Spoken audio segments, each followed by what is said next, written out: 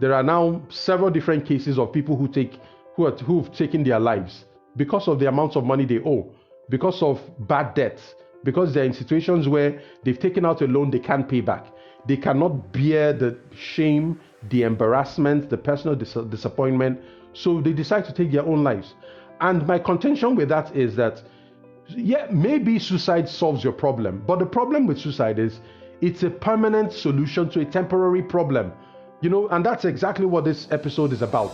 It's about showing you ways you can come out of that temporary problem. But when you take your life, you can't ever come out of the problem, because yes, you've created a solution, but it's a permanent solution to a temporary problem. And that, in my opinion, that is too expensive. That you pay too much for that loan. You pay too much. By paying with your life, you pay too much. Every big thing starts small. It's a natural law. Every big multinational corporation was once a small business. Welcome to the Small Starter Business Podcast, a unique podcast for practical tips and advice to help you start, grow, or turn around your business. Hello and welcome to another exciting episode of the Small Starter Business Podcast. I am your host, John Paul Iwuoha. Today's topic is a topic that is very close to my heart because of how important it is to the survival of businesses and also the survival of entrepreneurs. What am I talking about? I'm talking about how to get out of debt when your business owes a lot of money.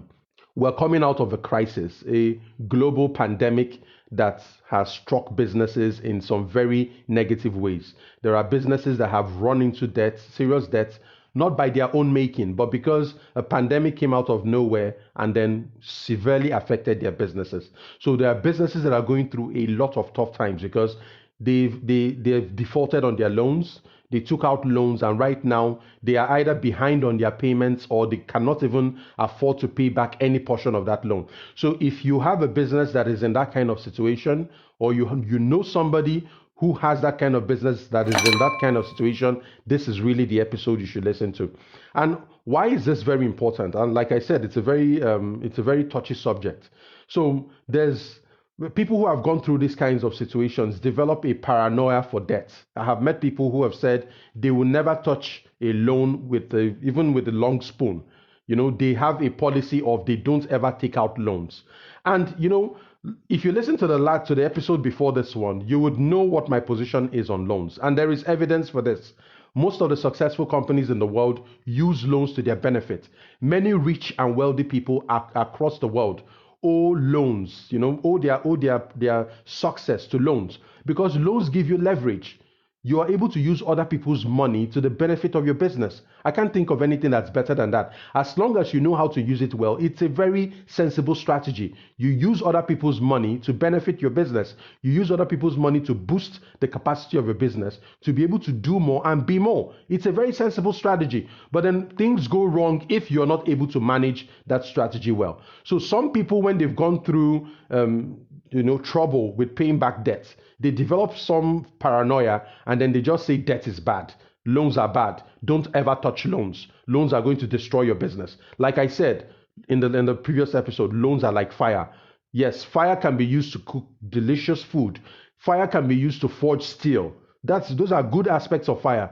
But fire can also burn you. Fire can destroy. So fire is neither good nor bad. It all depends on what you use it for. That's exactly what fire is. In the best classification, fire is neutral. So this is why it's important. There are businesses that are living below their potential because they have this morbid fear of taking out a loan, because they've developed a paranoia for debt.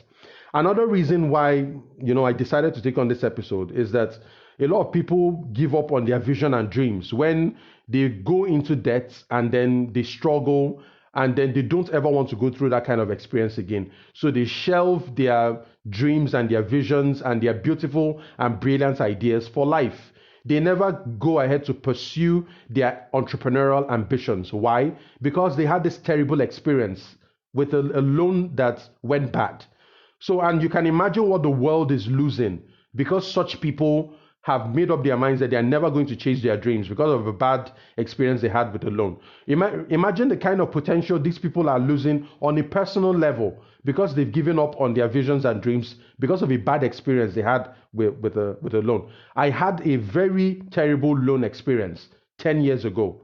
And I can only imagine if I allowed that experience to destroy me, I wouldn't be given the kind of value I have now. I wouldn't have the kind of business I have now. I wouldn't have the kind of life I have now. I wouldn't have the ability to pursue my visions and my dreams if I didn't recover from that. So I know how psychologically damaging it can be when you go through hard times and you're unable to keep up with your obligations, you're unable to pay back a loan. There's a lot of shame and embarrassment that comes with it. There's a level of personal disappointment that comes with it. And then some people just say, never, I'll never do this to myself anymore. So they just give up on their dreams and their visions. I don't want that to happen because, like I said, loans are neither good nor bad. It all depends on what it's used for.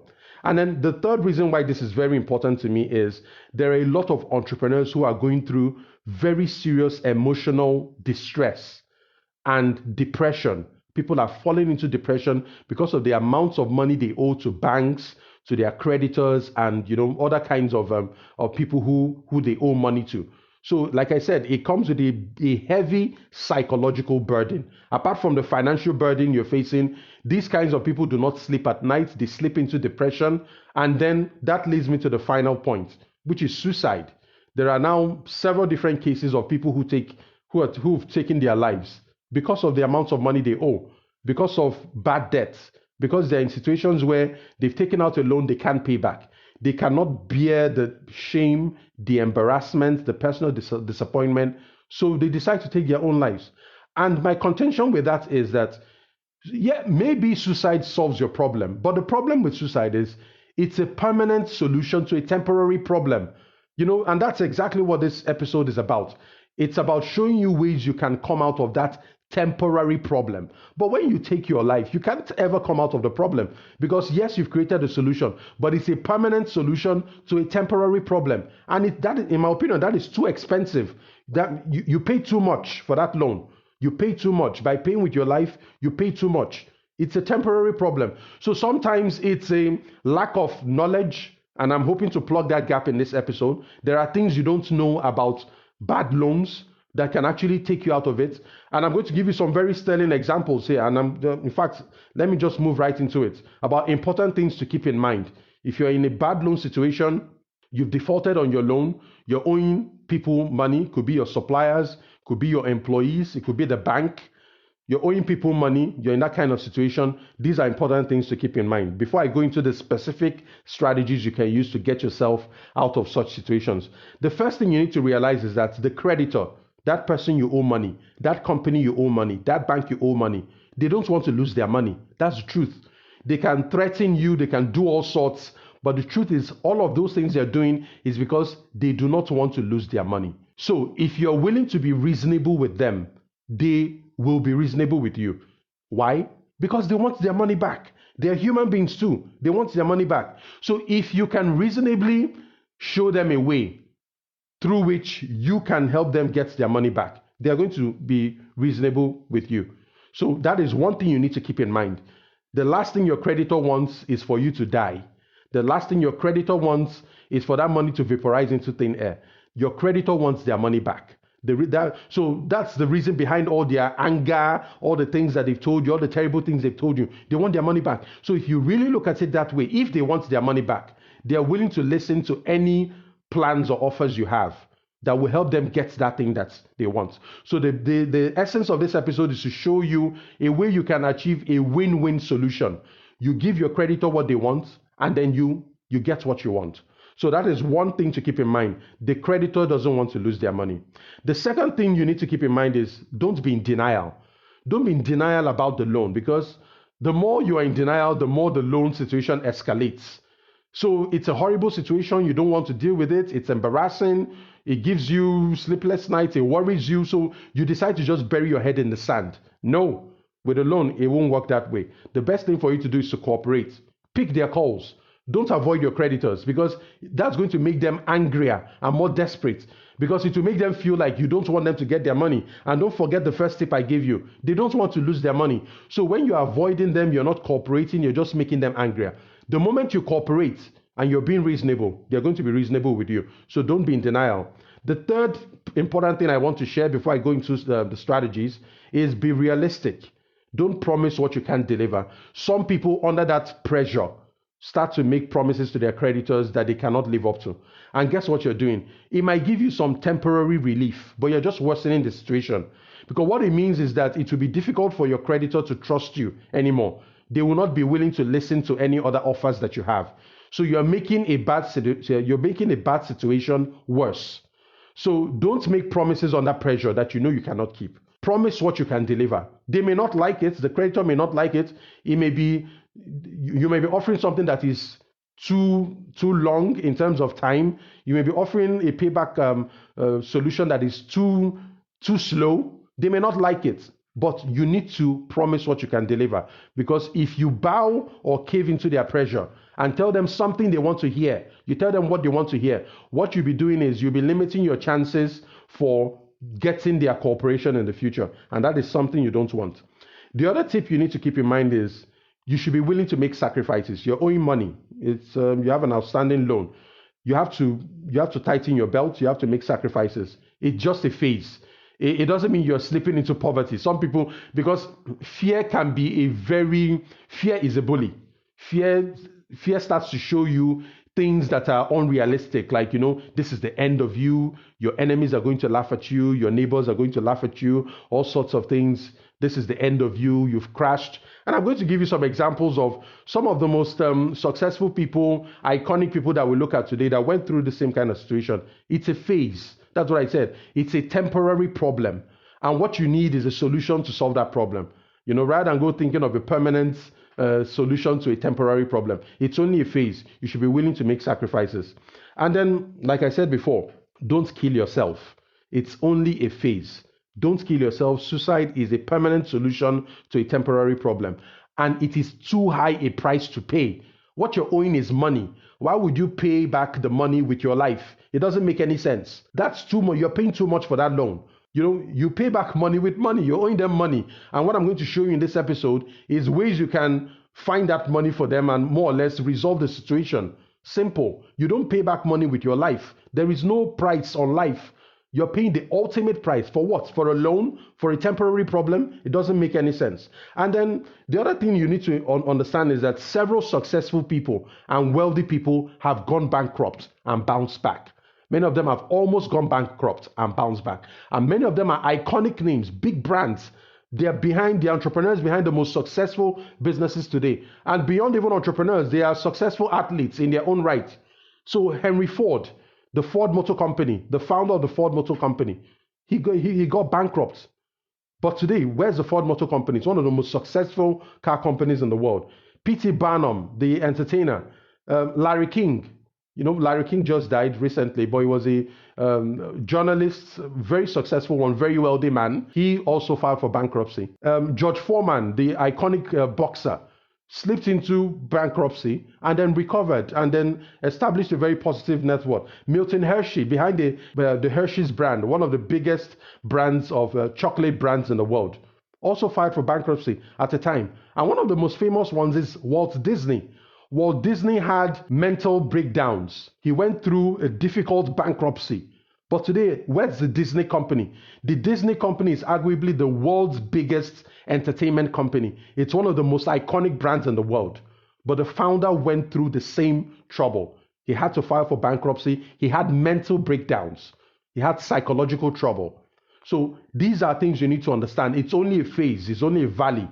And if you keep yourself focused on a solution, you are going to get through that phase. So now that I've talked to you about these important tips, because it's important to get all these things out of the way, let me now talk about some specific strategies you can use to manage a loan crisis. You're owing money to your suppliers, to your even your customers, your employees, your investors, your bank. These are options. Like I said, they are offers. They are not magic solutions, but they show a way out of the problem. And like I told you, your creditors want their money back. They don't want you to die. They want a reasonable solution. They want a reasonable offer, as to how they can get back their money. So very, very important. So when it comes to these offers, I have four main categories, and I'm going to start with the first one. The first option is to restructure the loan. When we talk about loan restructuring, there are different ways you can do it, and I'm going to give you about 5 or 6 examples right now. So one option, this is usually very common for early stage businesses, people who took out a loan to start a business, and the business is going through hard times. Maybe you're still struggling to make sales, get customers, build out your product and things like that. And then you're getting pressure from an early investor or creditor or somebody who gave you a loan to start that business. One option is convertible debt. They are called convertible notes. Now, just listen to this. The way convertible notes works is convertible notes are usually given to early stage businesses. And early stage businesses are risky businesses. So when an investor wants to invest in your business at that stage, they give you a loan. And the reason they're giving you a loan is that because your business is still in the idea stage, your business has not been validated. Nobody is really sure if the business is going to work. So if a person gives you a loan, what that means is that you must pay the money back if the business doesn't work. But if your business works, that loan can be converted into equity in your business. Usually it's based on a trigger event. And the trigger event, one of the most common trigger events is if you raise money from investors, if you raise equity from investors, anybody who has given you a convertible debt, a convertible note, has the right to convert that loan into equity so that they now become an investor, an equity investor in your business. So I can fathom a situation where somebody has given you a loan, and then they're asking for, they're putting you under pressure, and the business needs time. You can see the potential of the business, but it needs time to sell the products, get customers, make sales, and stand on its own. One way you can buy time is to make the offer of making that loan a convertible note. And this all depends on your confidence and your ability to sell. You tell the person that, this business has potential. Just look at the kind of milestones we're hitting. And we don't want to miss out on this opportunity because of the pressure you're giving us. But guess what? You have an opportunity to convert your loan into equity in our company. So rather than that loan, we can give you a stake in our company as equity. And you know what equity is? Equity is patient capital. When somebody gives you equity, they do not have a right to more or less get something, a return on that money, unless the business makes money. So if the business makes money, the equity holder makes money. If the business doesn't make money, the equity holder doesn't make any money. So it is an offer you can make. Let's convert your loan into equity in the company. And then equity buys you time. Equity is patient. Equity shares risk with the person who's giving you the loan. So I'm not saying they're going to say yes to your offer, but this is an offer you have to put on the table because your creditor is looking for a way to get their money back. And with a convertible debt offer, what you're doing is you're giving them an option to make much more money on top of the money that you're currently owing them, which makes a lot of sense. You're offering to pay them more than you already owe them. If they are willing to share the risk with you, if they are willing to wait a little longer and give your business time to realize its potential. The second way you can restructure a loan is to put a moratorium in place, a moratorium. So what a moratorium means is a pause on any loan repayments.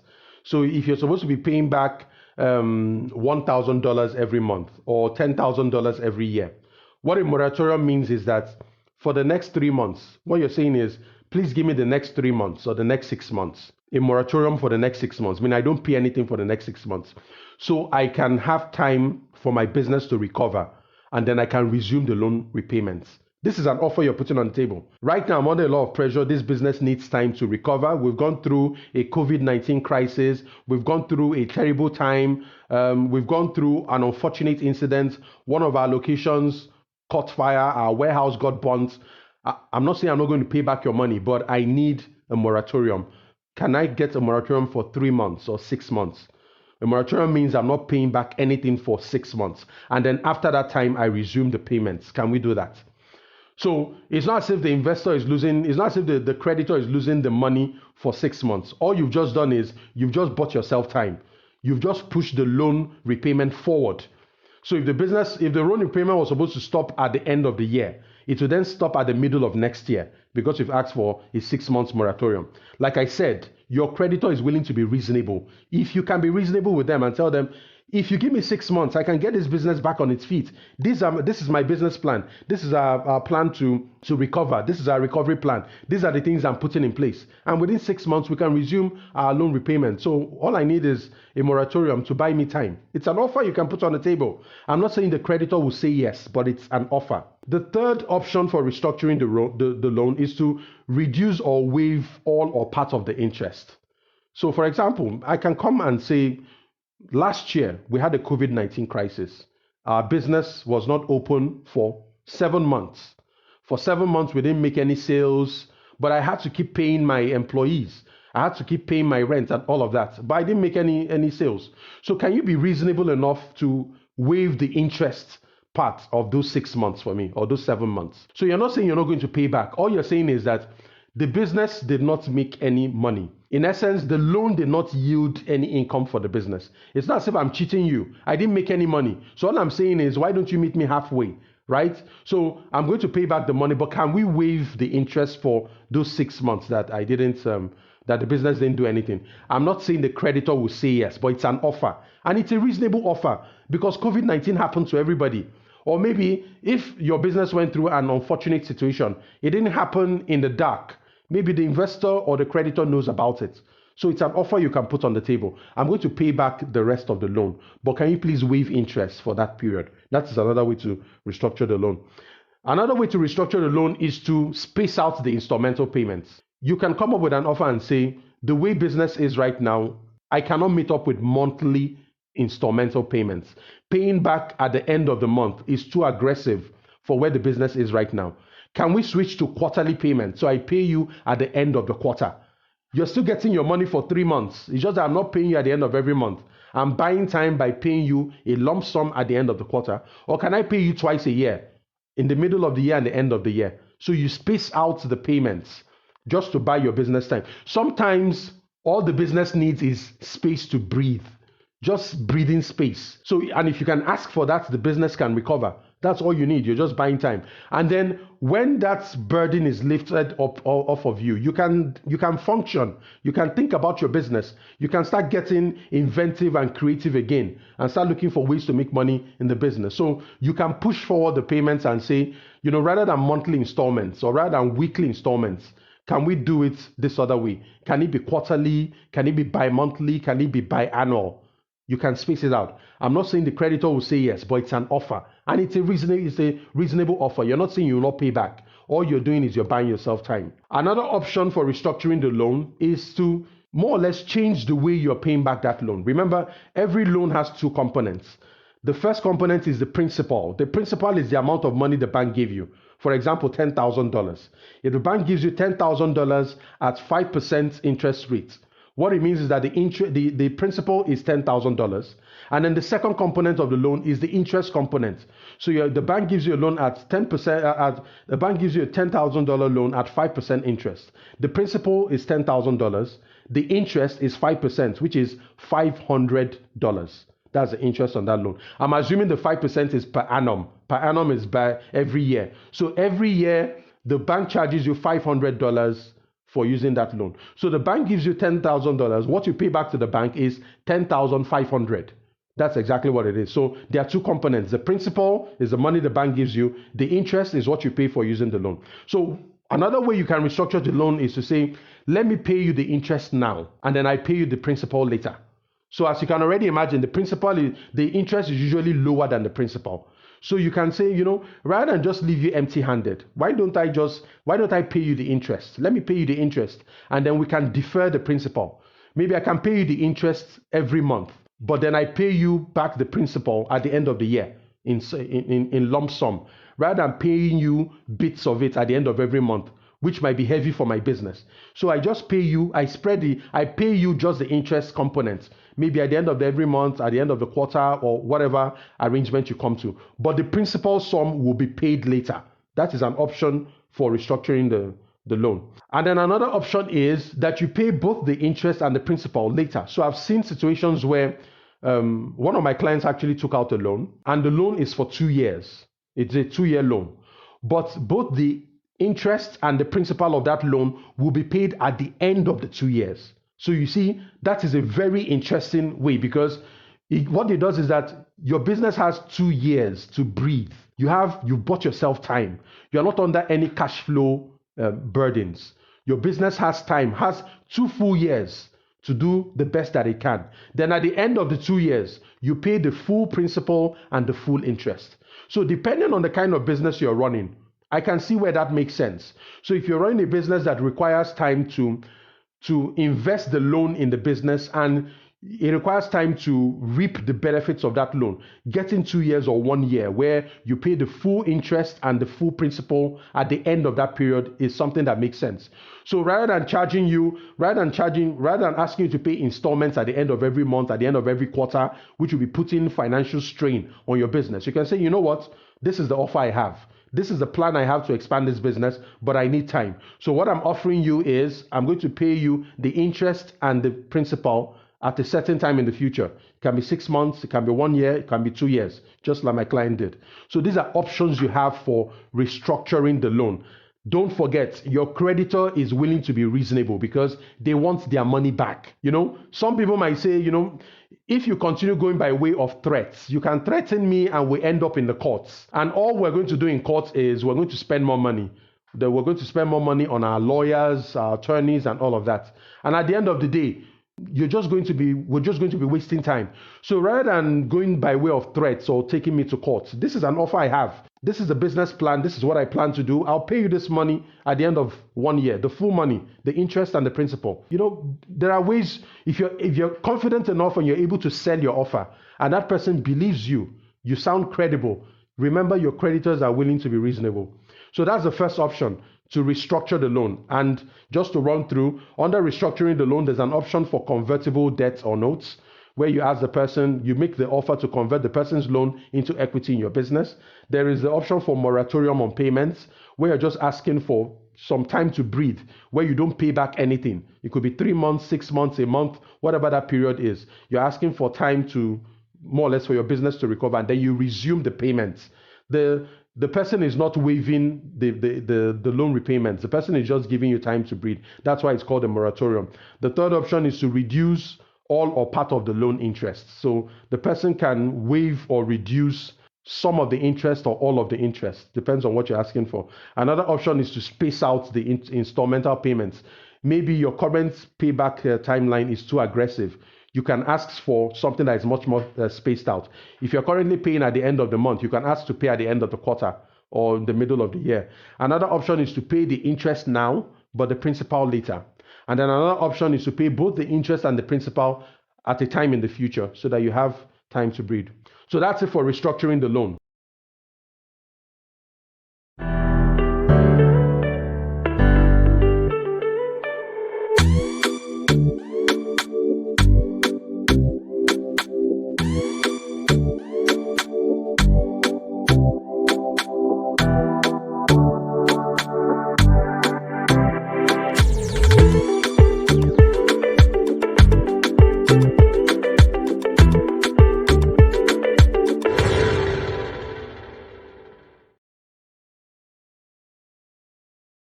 The second option, the second strategy you can use if your business is in trouble and you're coming under pressure from your creditors is to refinance the loan.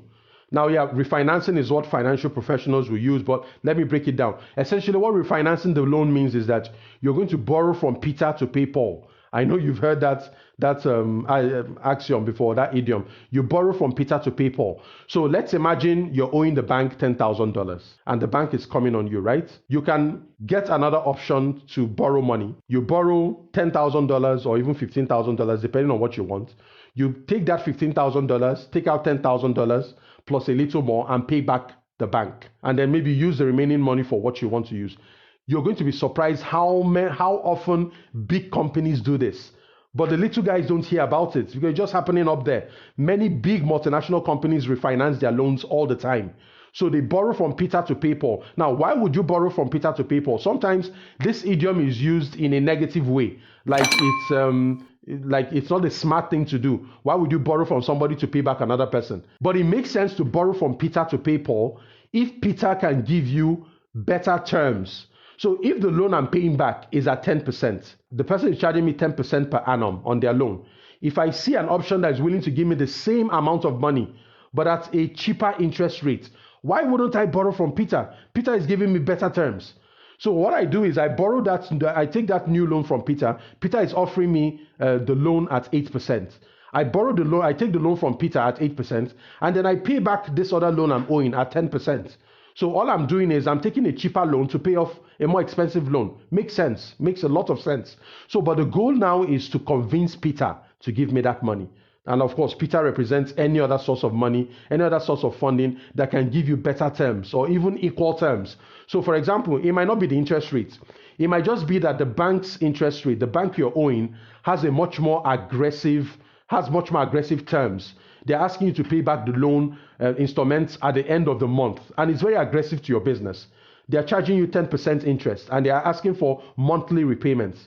If I see another option that is willing, another source of capital that is willing to lend me the same amount of money, but here's what they are saying. You know what? You don't need to pay at the end of the month. Pay us everything at the end of the year. The interest and the principal at the end of the year. It's still the same interest rate. They're charging me the same interest rate, but their terms are better because in terms of cash flows and payback, I can breathe more with this new option. I don't need to struggle at the end of the month to go find money to pay back. Until the end of the year, I have until the end of the year to pay back the interest and the principal on the money.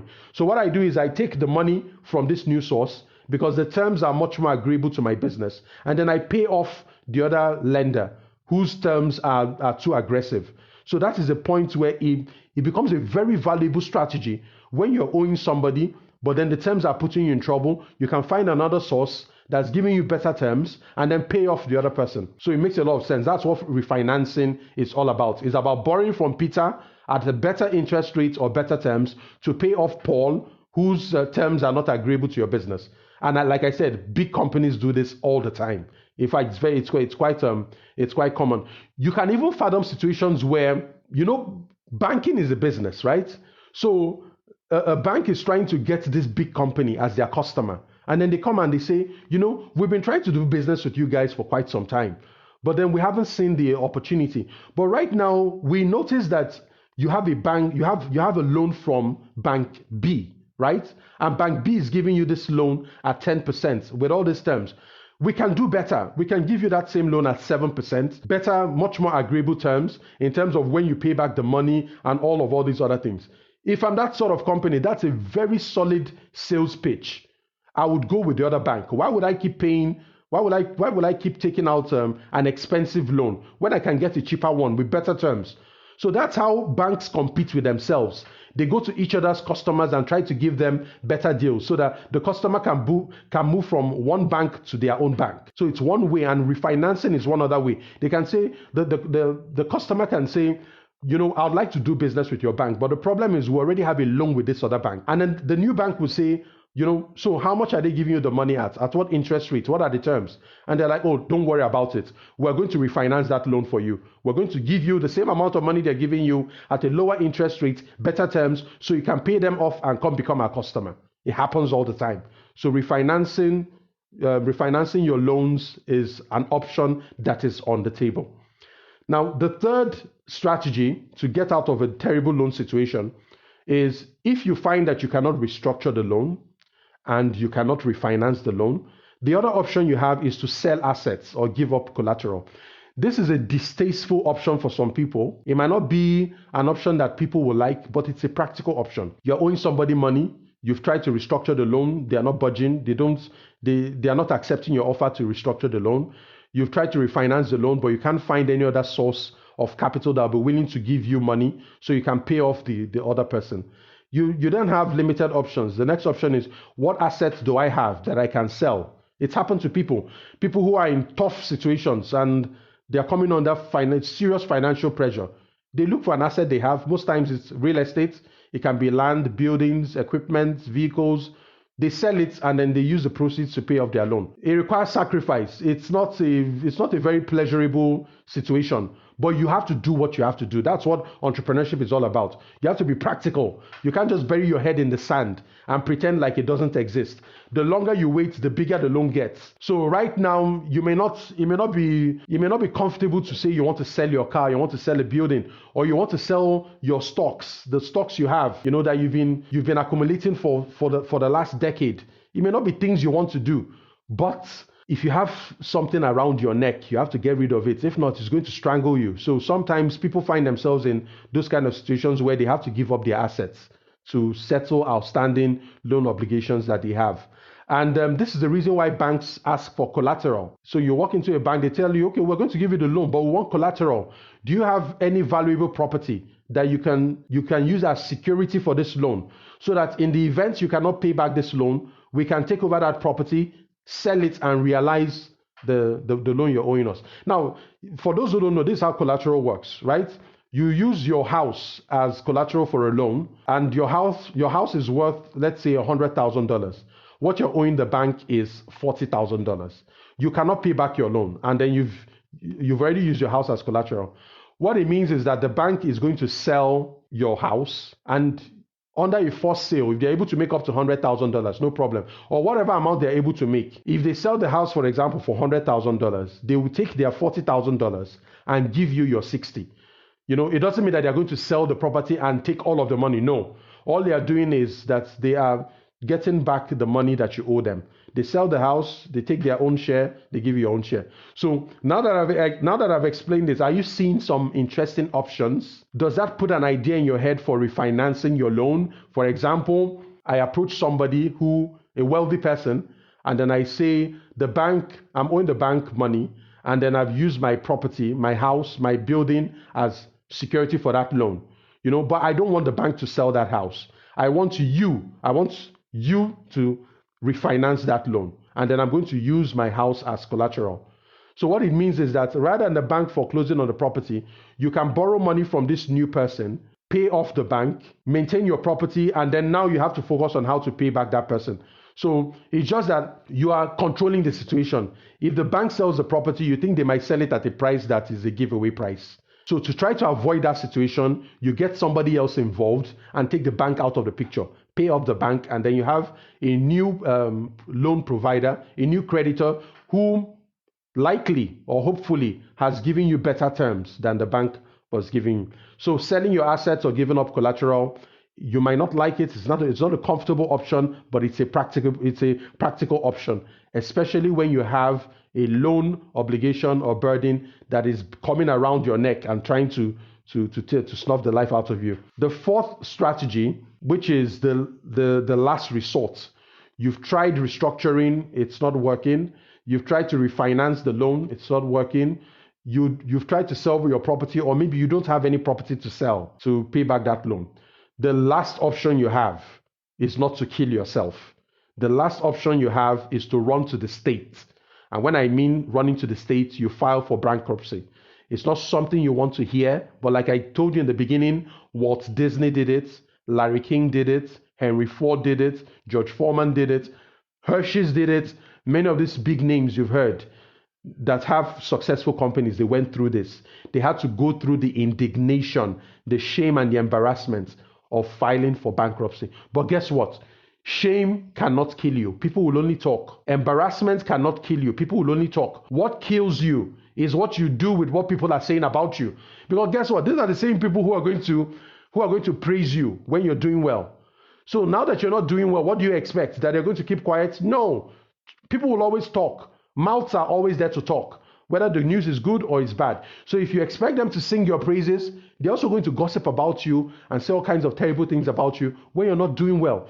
So you cannot take your own life or do something crazy or seek a permanent solution to a temporary problem because of what people are saying about you. These are the same people who are going to sing your praises when you bounce back. So you can't control what people say, and you can't take actions based on what people are saying. You have to do what is right for you. You have to do what you have to do. So if you've come to that point where you cannot restructure the loan, you cannot refinance the loan, you cannot sell your assets or liquidate any assets you have or give up the collateral you've pledged, you file for bankruptcy. And what bankruptcy does is you are running to the government, you're running to the state to say, my creditors are after me and I cannot pay back. So what the state will do is the state can give you certain protections from your creditors. For example, your creditors may not be able to touch your house. That's where you live.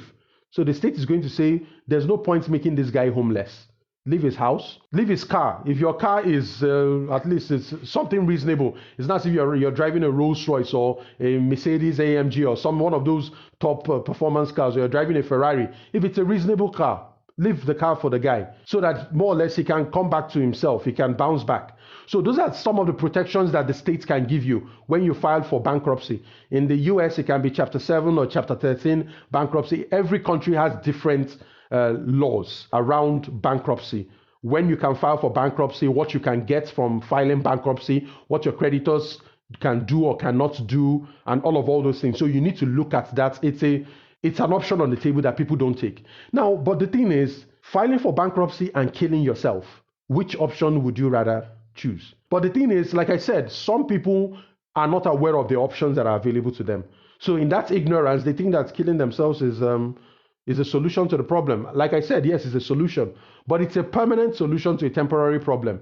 Paying for money you owe with your life is an expensive payment. You pay back money with money. You don't pay back money with life. There is no price on life. And you, of course, once you kill yourself, you're out of the game. You can't bounce back. You can't recover. You can't be the comeback story. You can't be the underdog. You can't tell the story of how you hit the bottom and you rose back. Once you take yourself out of the game, the story will be, here was a man who was taken to the ground or dragged to the ground by his problems, and he stayed on the ground and actually went under the ground. That's what it means when you take yourself out of the game.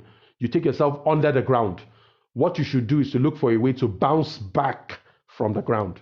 And these are options that I'm trying to help you think in ways that are, depression will not help you, emotional anxiety will not help you. What will really help you is thinking of reasonable ways you can be reasonable with your creditor so that they can meet you halfway and then you can find your way out of this problem. Like I said, bankruptcy laws are different across the world. If you can ring up your lawyer or your attorney and ask them, I'm at this point right now, the business cannot pay back. Can I file for bankruptcy? What are the options that are available? I also need to mention here, I'm not a lawyer, but this is my own understanding, because even as an accountant, we had to look at some of these aspects that are close to more or less how loans can affect a business. Now, there is this thing called limited liability. When you register a company as a limited liability company, what it means is that your business is separate from you as an individual. Now, here comes the important question. Did you take that loan as you as a person, or did you take that loan, or did your business take that loan? If the loan is in the name of your business, then it has nothing to do with you, because that's corporate veil. There's a corporate veil that separates your business from you. Your business is a legal entity that can have assets and have liabilities, that can borrow money, owe money, and all of that. It's separate from you. So if your business is in debt, it doesn't necessarily mean that you personally are in debt. So these are some of the simple ways you can protect yourself early on. You're taking out a loan. It should be in the name of your business, not you. Because if the business owes money, the bank can come after the business, but they can't come after you because the loan is not in your name. But if the loan is in your name, they come after you directly. That's an important area you need to look at, because this is the way wealthy people and smart people do it. They set up a business, that business files for bankruptcy, the business is shut down, they go and start another business. I'm not encouraging you to do that, especially if you're doing it out of mischievous intent. If you're willfully taking loans from people, intentionally not paying back just because you want to bankrupt that company and go start another one, that's not what I'm asking you to do. But it's an option that is available to you. If genuinely you've taken a loan, not you now, your business. If your business has taken a loan and your business cannot pay back that loan, just know that it doesn't concern you as a person. There's no point killing yourself for that loan. Your business is a separate entity under law. And then if you're going to file for bankruptcy, it's a business that files for bankruptcy, not you. But then you have to make sure that in the early days of the business, you've taken all these precautions. You make sure you're running your business as a separate entity from yourself. When you're taking the loan, you take the loan in the name of your business, not in your own name. So that if anything happens, your business is liable, not you. So at this point, let's recap. I started this episode by talking about the trouble that people go through when they are owing money, when they have outstanding debts that they're struggling to pay. I told you how it's led a lot of people to have paranoia for debt. Some people will never take loans anymore because of a bad experience they had. As far as I'm concerned, they are missing out on the potential, on the value of loans, because loans give you leverage.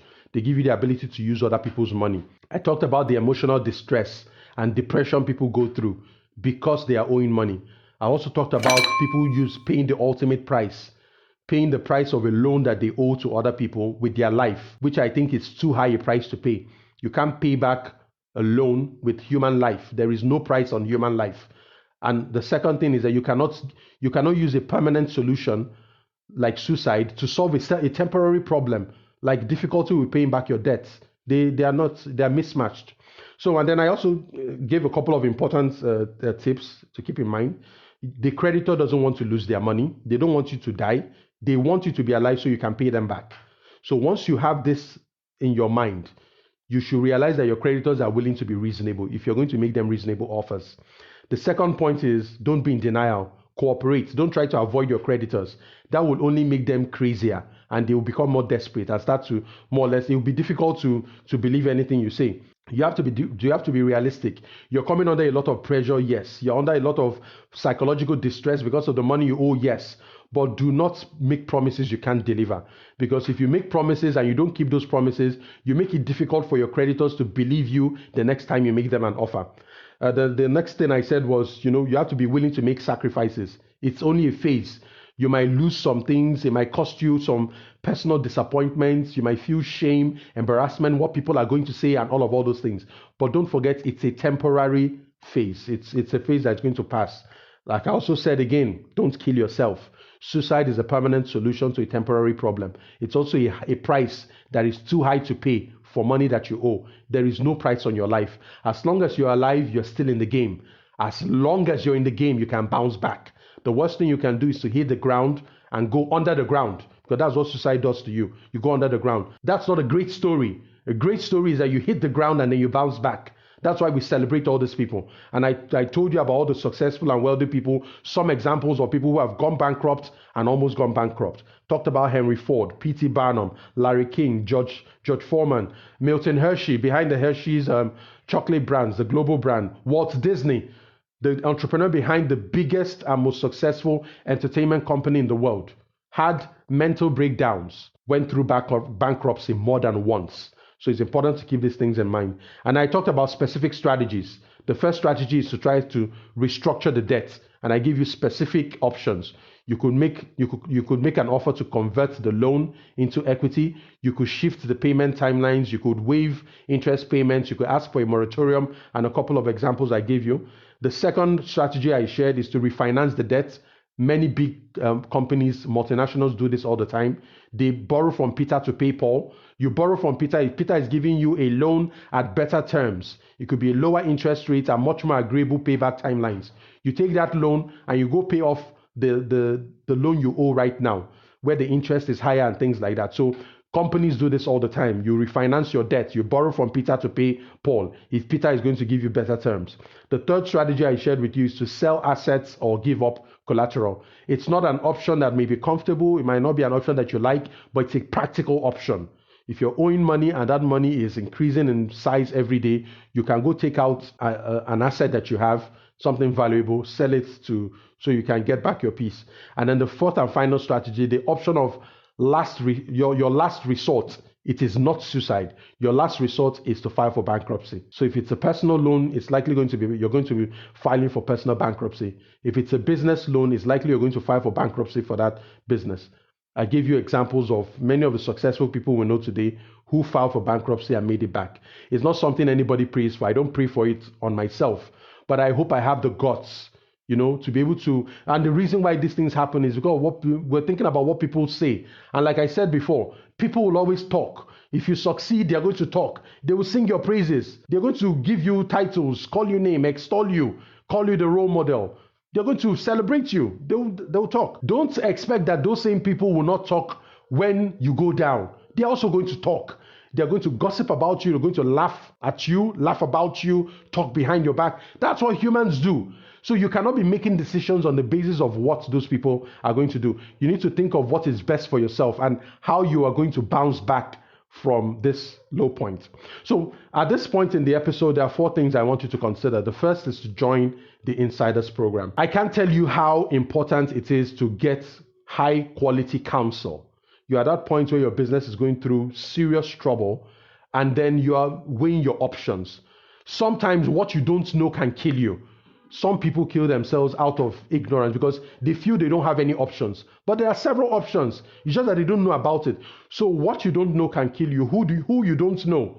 Who you don't know can mean that you have limited access to the information that you require to make the right decision that is best for you. That's why I created the Insiders community. It's a community of entrepreneurs who are building businesses in different countries, in different industries across the world.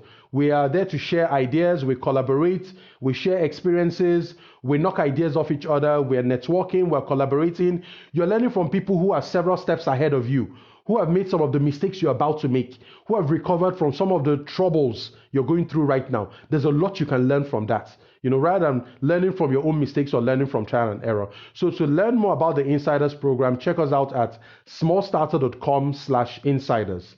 Again, it is smallstarter.com/insiders. The second thing I need to ask you is to tell your friends about this podcast. Information is power, and information can save your life.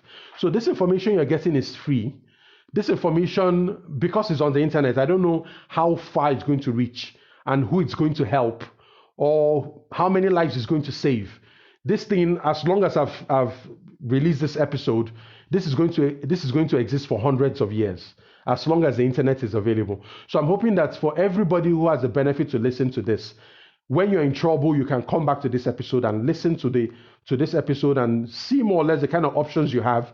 Make the offer to your creditors. They are going to be sensible. So this is why I want you to share this with your smart friends. Let them know about the Small Starter Business Podcast.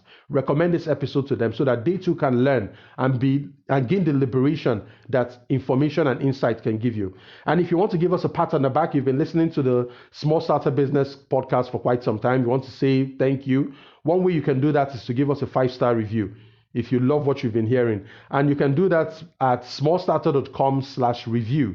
It's smallstarter.com/review, and then you get the options for where you can leave us a review. So again, I have to come back to the Insiders program. You're running a business, you're trying to start a business, you're trying to grow a business, you're going through business trouble. It could be with raising capital, it could be with sales, it could be with hiring and keeping loyal people, it could be with structuring your business and systematizing your business. Join the Insiders program. Save yourself the discomfort, the stress, and the waste of trial and error. Come and belong to a community of people who have done what you're trying to do, who have seen what you're going through right now, who have recovered, who have much more experience, who have learned something in another industry that could benefit you in your own industry. It's very important. What you don't know can kill you. Who you don't know can actually harm you. So I look forward to the very next episode. Until then, stay safe. Enjoy yourself. Don't look for a permanent solution to a temporary problem. As long as you are in the game, there is still an opportunity for you to bounce back. Cheers. Bye-bye. I hope you enjoyed this episode of the Small Starter Business Podcast. To take our free business courses or join one of our signature programs for special entrepreneurs like you, head over to smallstarter.com to join our private community. See you inside.